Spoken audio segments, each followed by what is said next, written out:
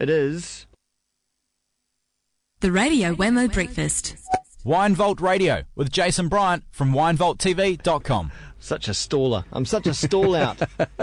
And we've got a special guest in the studio. We do. Jason Bryant, of course, you are a special not me. guest, and Hamish Ross stuck around for another hour for the tasting. For the wine tasting. And he's already got he's already tasting the original recipe DB export beer. No, I think that's pretty commendable at 10 to 10. To be honest, I think it's not. I mean, it's Dad's beer, but it's not bad. Right, okay. In and my we've opinion. got DB Gold, is it? Well, I'm Gold? celebrating the gold. The gold. Yeah, so am I, and that's what we've bought. We've got the closest thing I could get to gold here in a wine bottle. Also, it's rebranding, so, I mean, this wine is quite... there we are, if I can see that, or you can see that. Quite relevant. Rebranded Brancott Estate, no more Montana. It's just really funny. So just really funny looking at you through the bottle. And... yeah, no more Montana. It's all gone. What? Gone before lunchtime. The brand Montana. Yep. The whole brand. The whole brand. But really? God, Yeah. when did this happen? A few weeks ago. Okay. And now they've just announced that they're... Wasn't it Montana that's what they served on in New Zealand flights? Possibly. They do serve Lindau. Domestically. Yeah, they do serve Lindau. Hang on, let's clarify this. The brand as a whole, like including the salve, everything. It's everything is the whole is going to be rebranded Brancott Estate. Okay. And they've just moved their... This is in the last week. They've just moved their headquarters, or are in the process of moving their headquarters to Sydney. So there'll be no more Montana in New Zealand. It'll all be Brancott Estate, run out of Sydney. Thoughts on it? I think it loses some of its brand relevance for the Kiwis, like nationally. Internationally, I don't think that it'll have an impact at all. It's always been called Brancott Estate in America, because of the problem with naming everything Montana, and they've got Montana State, and so there's a conflict there. But in the UK, it's been Montana, and so that'll be changed. A big change for them. It's a big market for them. So I think it's a really sad loss for New Zealand, but it is owned by a French company, Pernod Ricard. They bought it from Allied Domecq back in 2005, and so kind of there's very little of New Zealand apart from the actual wine itself. Yeah, there's no kind of overall control from New Zealand. What do you make of the news this morning that alcohol prices have come down to the point where alcohol per litre or whatever is cheaper than bottled water? Yeah, I know. How I read it, I'll jump in there first. How I read it was that bottled water is far too expensive. Well, bottled water in itself is a ridiculous concept. Absolutely. I mean, it's a French concept, right? And how can you sell something and like an organic product like water when it comes out your tap? Yeah. And most of especially in New Zealand. Well, yeah, most of the world's tap water is drinkable, right? So it's a great marketing concept, isn't it? You put water in a plastic bottle and then sell it back to people. But isn't that just like some weird arbitrary measure? The fact that alcohol it's cheaper than bottled water. I mean, I don't know what that says at all. I do think right now, especially with wine, I think that we've got such a glut, and hence this wine, which is the sparkling Sauvignon. We've got such a glut that we're able to make these things very cheap. Now, I saw something really interesting. I went to a wine release last night, and then I saw the wine in the supermarket today. The RRP at the launch was $14.95, and then in the supermarket today I saw it for $19.95. Right, it's a very pretty bottle. So what they're going to do at Christmas time, they're going to slash that. If that's the RRP, they've got room to manoeuvre, right, and slash it down to kind of like $10 a bottle, right? That's how they're going to do it. So that you're going to be saving, in theory, $10 a bottle. Is that an effort to make it look premium initially, or look like a No. It was straight out of the producer's mouth that this wine is, the RRP is $14.95, right? So anything that they make between now and when they slash it, right, is extra profit. Okay. Yeah. Right, then they can slash it, make themselves look good, and they're still making a really good profit. Yeah. And so that part I don't like. And that, like, as a small independent retailer, or almost small independent retailer, was very hard to compete against. And alcohol is as wine is far too cheap. When you're selling alcohol a litre of, or a 750ml of wine at $6 in the supermarket, that's too cheap. So who's it up to? And should that be up to the government to fix? What, with an extra tax? We don't want to see that, do we? I don't believe in the tax issue. I think that's it's a negative impact on the industry. It's already struggling. There's been another announcement of a winery going broke late last week, which was Otafiro. And that's one in the line of wineries going broke. We've had one of our top wineries go broke, Danny Schuster.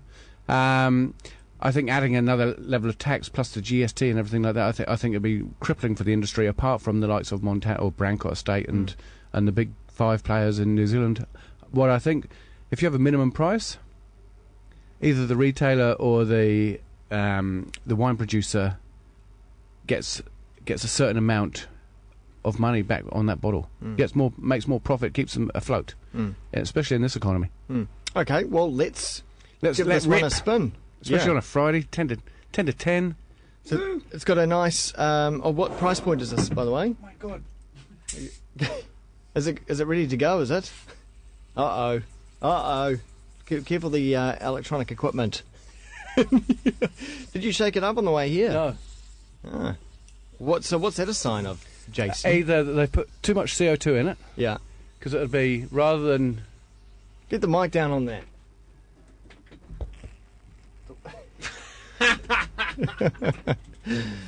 She's bubbling away. Whew, that is good save. Could have been a mega disaster. Could have gone off here, I suppose. Exactly. I saw something great last night, which was the... Netball. Yeah, apart from the netball, which I think is... I'm not a netball person at all. Nor am I. But I got hooked last night. Probably the only game I'll watch. Easy to get hooked on sort of excitement like that, I suppose. Yeah, and there was John Campbell, and he was on Twitter and tweeting like a madman. Yeah. And that was exciting. That was more exciting. Well, just as exciting as the netball. So that was very entertaining, and everybody got into it. And it was a great victory over the arch rivals across the ditch. And there's always that kind of competitive edge that makes it even more sweet. I think it's all highlights back at johnstuff.co.nz. And so celebrating gold, and New Zealand did pretty well in these Commonwealth Games. I mean, you've got to think of the size of the population, and what we achieved. I think it's commendable. Yeah. Yeah. Good. Well, I know that you're not into it. How did England do? Do you know what? I have no interest. No. I saw Scotland and Wales and Jersey and Guernsey. I mean, they're so broken when it comes to the Commonwealth Games, because you've got all of those individual countries, almost states of England, that the participation of England is it's all right. I mean, you've got Canada in there as well. I mean, you've got all these other places around that are much more interesting. Scotland did pretty well in the cycling. Australia obviously does pretty well. And New Zealand. I didn't see anybody in the cycling from England doing particularly well. So, and they should. They've got enough hills to practice on. 40 million people. Do they? That's because they take subways everywhere and stuff, you know? No, rein that horse in. Take trains and stuff, don't you? New Zealand can't talk. We take the car everywhere. Yeah. I don't have a car. Yeah. You don't, but kind of you're one of the few. Yeah. I walk. You walk, and you look like you walk. Thank you. Right? But most people take the car everywhere. So Lazy buggers. yeah, exactly. And I suppose England, they've got that reliant on public transport, but once you get off the public transport, rather than get out of a car at your doorstep, you've still got to walk to your house. And so there is a bit of exercise in between. All right, let's get our noses into this. Now, one of the things that I hate about Sparkling Sauvignon is the fact that it's only been conceived, the idea has been conceived since the grape prices plummeted, and it facilitated them to make a lot of margin and money out of it. So it's not a recognised global style. It's kind of very New Zealand in style. I mean, it's like the Aussies making sparkling Shiraz. And as we were This is talking our about equivalent. a few weeks ago, to Tihana, which is a new brand. Is also And I saw doing it that as was very interesting when I was in the supermarket looking at all the sparkling Sauvignons today. Yeah. Tihana sat at $25 and everything else sat at $12. So it's almost half price. I mean, it's going to struggle. Tihana's really going to struggle in that. It's interesting because the recommended retail price was a lot less than that. Yeah, it was $20. Yeah. Yeah, and so at the supermarket. So they're going to do that Christmas discounting. Yeah, you're going to slash the hell out of it and kind of really damage the brand. As well as Tihana probably deserves to be sitting at above 20. Yeah. So anyway, this has been facilitated. It's probably just adding carbon dioxide, so the bubbles are likely to be a bit bigger rather than making it in the method traditional way, which is kind of adding sugar and then topping up your wine, and so you get a secondary ferment in the bottle. It's not very special on the nose. Do you know it's just quite like Sauvignon Blanc. There's no distinct difference or character difference for me right on that nose. Oh, there's hardly any bubbles going on in there either. No, that'll be because a lot of it will be lost with me because it's under pressure from the CO2 that they've added rather than that secondary I ferment. think I can taste that on the top of my tongue, Jason. If you You've taste it, You've tasted it? yeah, I'm hoeing into it. Can you taste that on the top? It almost tastes like there's just a wee bit too much in there. What I do get is a lot of melon, a lot of passion fruit. Very sweet. Very sweet. Right, there's a nice little bit of acid that goes through it. And then one of the problems with this one, it may be added acid, or added sugar. I mean, there'll be a lot of additives. There may be. Is it a bit sour as well on the sides? I'm getting it on the side of my Right at tongue. the back, I get this kind of rock melon kind of character, and then I get this almost peach character. Then it drops off, and it does get a bit bitter right at the back. Yeah. For me, That'll be the hops. Oh, look, it's not that bad. I'll have another. like for $12, right? It's not my type of wine at all. Okay, for me, I'm going to give it 75 points. Pretty av. Yeah, very average. It's too sweet, and it just doesn't know what it wants to be. Either we're going to make. You know what this is like to me? It's What? like sherbet stick. Yeah. There's a bit of that. You get that kind of effervescence. Yeah. With alcohol. You get that effervescence and sweetness, and then you get that kind of tangy character. Yeah. Yeah. Jason Bryant, what was it again? It was Gold for Girls. Gold for Girls, the Brancott Estate. Yeah. Sauvignon Blanc Bubbly. Yeah. The gold ferns are quite like that.